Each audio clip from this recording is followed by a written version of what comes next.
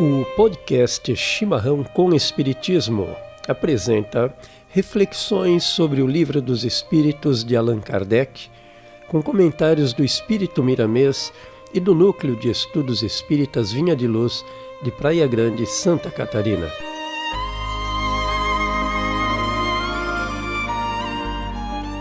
Neste programa abordaremos a questão 152. Que prova podemos ter da individualidade da alma depois da morte? Resposta dos Espíritos. Não tendes esta prova nas comunicações que recebeis?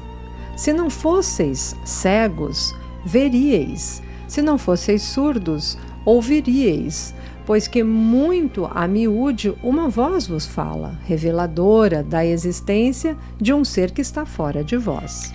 Comentário de Allan Kardec. Os que pensam que, pela morte, a alma reingressa no todo universal, estão em erro. Se supõem que, semelhante à gota d'água que cai no oceano, ela perde ali a sua individualidade. E estão certos se por todo o universo entendem o conjunto dos seres incorpóreos, conjunto de que cada alma ou espírito é um elemento. Nota de Allan Kardec: se as almas se confundissem num amálgama, só teriam as qualidades do conjunto, nada as distinguiria uma das outras. Careceriam da inteligência e de qualidades pessoais quando, ao contrário, em todas as comunicações denotam ter consciência do seu eu e vontade própria. A diversidade infinita que apresentam sob todos os aspectos é a consequência mesma de constituírem individualidades diversas. Se após a morte só houvesse o que se chama o grande todo, a absorver todas as individualidades, esse todo seria uniforme, e então as comunicações que se recebessem do mundo invisível seriam idênticas. Allan Kardec continua dizendo: desde que, porém, lá se nos deparam seres bons e maus, sábios e ignorantes, felizes e desgraçados, que lá os há de todos os caracteres, alegres e tristes, levianos e ponderados, entre outros. Patente se faz que eles são seres distintos. A individualidade ainda mais evidente se torna quando esses seres provam a sua identidade por indicações incontestáveis, particularidades individuais verificáveis referentes às suas vidas terrestres. Também não pode ser posta em dúvida quando se fazem visíveis nas aparições. A individualidade da alma nos era ensinada em teoria como artigo de fé. O Espiritismo a torna manifesta e, de certo modo, material. Iniciemos os comentários, então, do Espírito Miramês. As maiores provas da individualidade da alma são as comunicações dos espíritos que viveram na Terra, generalizadas em todo o mundo, desde o homem primitivo às altas civilizações do planeta. Não existe uma família sequer que não tenha um fenômeno a contar, sobre visão ou dos sinais dos seus amigos e familiares que já passaram para o outro lado da vida, que voltaram para comprovar que eles não morreram com o corpo. E Miramês continua dizendo que a reencarnação é outra prova de que a alma continua viva depois do túmulo. Depois poderemos passar para a análise das coisas, das leis que nos regem e da inteligência suprema, que não iria preparar uma vida qual seja a do homem, para breves momentos desta mesma vida, pois se ele vive eternamente e se somos seus filhos, temos direito a essa vida eterna. Vemos aqui, que as evidências de que a reencarnação é um fato, elas têm um embasamento, essencialmente no seguinte. Vamos dizer então, Martinha, que primeiro na regressão da memória às existências passadas, que podem se efetuar por força então de sugestão ou da recordação espontânea de existências anteriores, sem que se identifique uma causa que a justifique. e na revelação obtida por meio, então, da mediunidade, em que os espíritos transmitem revelações sobre existências anteriores próprias ou mesmo de terceiros. E também no fato das ideias inatas e da existência dos meninos prodígios, assunto que continua a abalar as bases científicas da hereditariedade, não é mesmo? Regina, o Espiritismo, então, é a luz do nosso mundo também, porque explica a existência dos chamados meninos prodígios, como você cita, esse talento e esse conhecimento que as crianças revelam sem estudo prévio na atual encarnação, os quais são mera consequência, então, devemos trazer aqui essa informação de uma lembrança do passado, do progresso anterior da alma, de que, evidentemente, elas não têm consciência ainda. O corpo muda, o espírito, porém, já sabemos, não muda, embora troque de roupagem. Muito bem, fazemos então comentário do espírito Miramês. Diz ele: as provas irrecusáveis e mais evidentes vibram dentro de cada criatura, segredando na sensibilidade de suas consciências que a vida continua em todas as direções. E essa é a maior alegria do espírito, em saber que o túmulo não é o fim. Na Terra, muito se tem escrito sobre esse assunto tão esperado pelos homens, mas a doutrina espírita rasgou o véu, anunciando com mais clareza pelos fatos que a alma, além de conservar, depois da morte do corpo, a sua individualidade, se acentua cada vez mais na medida em que crescem os talentos espirituais. Miramês ainda diz mais que compete a cada um trabalhar nessas descobertas de si mesmo, estudar e meditar sobre esse transcendental assunto. E não se esquecer de orar, pedindo a Deus para nos ajudar a crer nas verdades estabelecidas por Ele mesmo, o que tanto nos conforta e nos anima. Então, meus amigos, vamos recapitular sucintamente sobre a reencarnação, que cada vez mais, nós como estudantes já sabemos, é a volta do espírito em um novo corpo. Ou seja, após a morte do corpo, da matéria, do nosso corpo físico, então, o espírito retorna para o plano espiritual. E depois de um determinado tempo, retorna à carne novamente para continuar o seu processo de evolução no mundo físico. Digamos, então, que este corpo de carne é a nossa vida física, matéria. A reencarnação é mais do que uma necessidade, é uma experiência extraordinária proporcionada ao espírito para o seu progresso. Nós já sabemos, então, que a reencarnação se dá através do retorno para o corpo físico. Importante lembrarmos também aqui nesse estudo que nós podemos reencarnar várias vezes e em mundos espirituais distintos, de acordo com o nosso grau de adiantamento adquirido. Muito interessante. E muitas pessoas nascem, como a gente está discutindo, com esses talentos incríveis, né? Muitas vezes nos parecem absurdos. De onde isso vem, qual a origem, né? O que prova a individualidade de cada alma. Nós costumamos dizer que essas habilidades são impossíveis de serem conseguidas por uma pessoa normal, ou até desenvolvidas tão rapidamente que pareçam ter sido milagrosamente dadas a uns e não a outros. Mas, na verdade, elas são bagagens do espírito, como você acaba de falar, Martinha. Ou seja, as aptidões inatas representam provas de tantas e várias existências anteriores. Ou seja, estamos falando da reencarnação.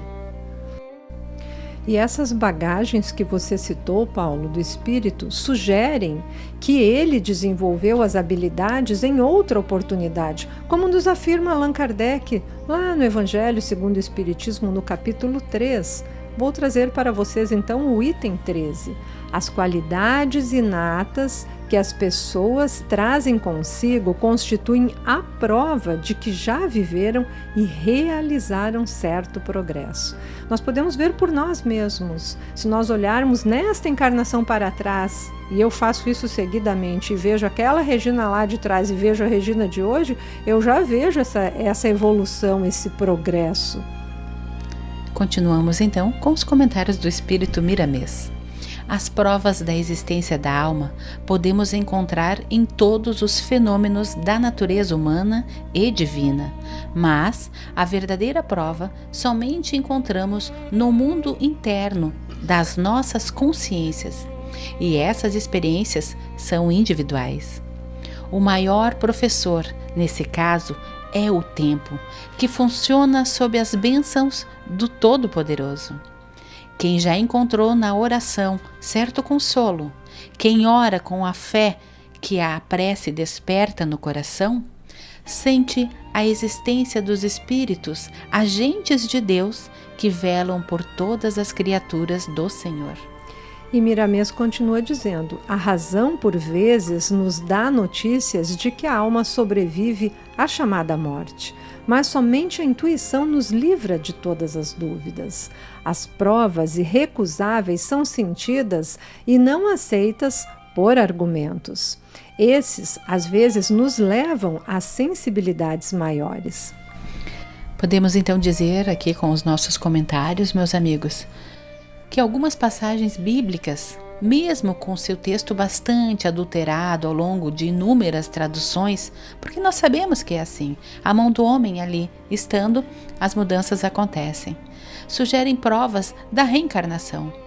Como quando Nicodemos, aqui podemos trazer este exemplo, perguntou a Jesus se um homem pode voltar ao ventre materno e nascer novamente, pela segunda vez então.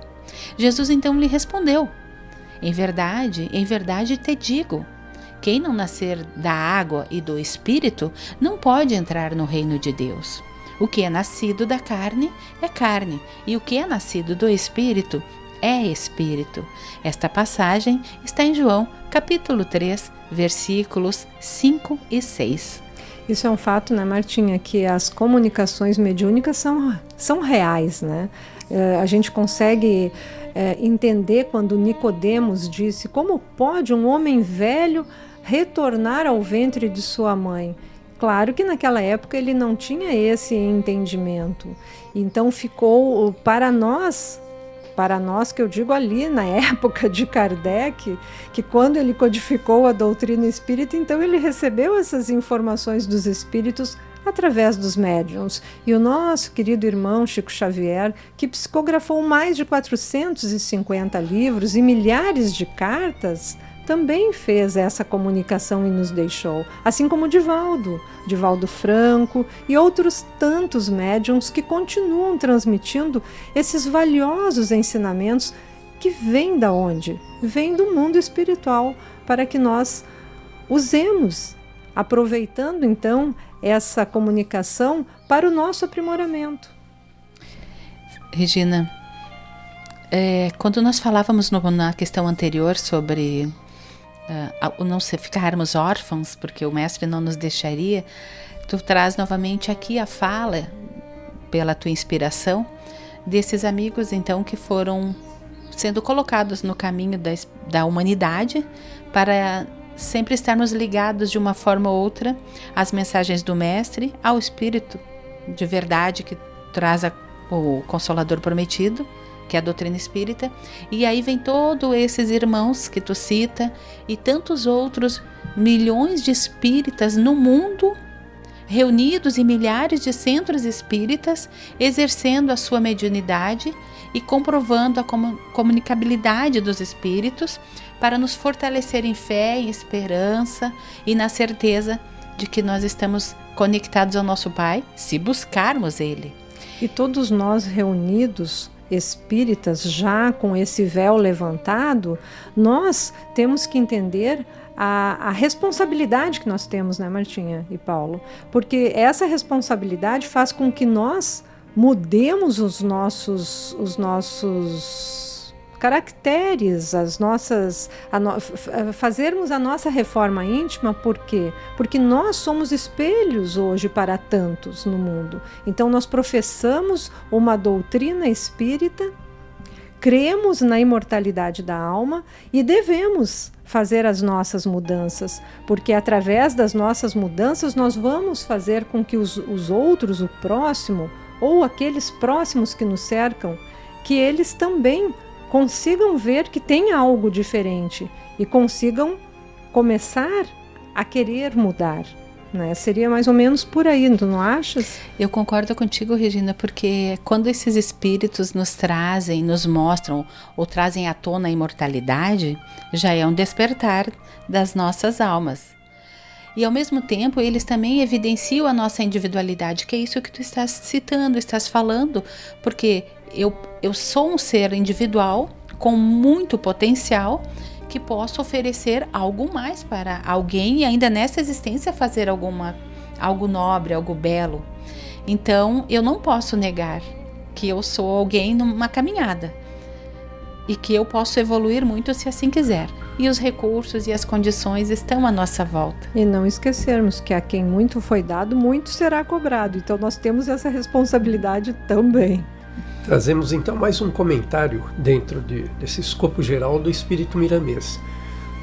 Procuremos conhecer as vidas dos conhecidos como santos ou místicos, que logo entenderemos por que viveram bem com a contínua comunicação que eles mantiveram com o mundo espiritual. A própria ciência, com o tempo, é que irá propagar a existência da alma. Ela se encontra a caminho das verdades espirituais, verdades essas que todas as religiões vêm propagando há milênios. O espírito desfraldou a bandeira da imortalidade com provas das mais lúcidas. Ele vem ajudar as outras religiões a sustentar que a vida continua com mais amplitude de consciência.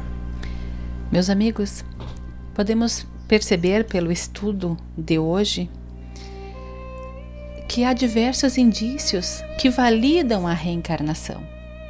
Crer na reencarnação nos ajuda a aproveitar ao máximo a atual encarnação e também a lidar positivamente com os acontecimentos, porque ao estudarmos a doutrina, ao termos esse despertar, nós nos consideramos responsáveis pelas nossas ações e ao mesmo tempo conscientes de que podemos começar a semear algo bom, algo belo, algo útil, hoje ainda. Verdade, todas verdades indiscutíveis, Martinha. Afinal, se estamos na Terra, novamente, é porque precisamos corrigir nossas imperfeições. E esse adiantamento espiritual só é possível pelas provas e expiações a que somos submetidos em novos corpos. E portanto, amigos, podemos encerrar o estudo de hoje dizendo que temos muito que agradecer pela oportunidade dessa encarnação e essa encarnação nos dá então a possibilidade de evoluirmos. E ainda que não tenhamos ainda consciência dos fardos que carregamos de outras vidas, há como reparar as falhas e fazer progressos. Basta andar no caminho do amor e da moral. E isso a gente tem o roteiro, foi trazido pelo Mestre Jesus através do seu Evangelho de luz para as nossas vidas.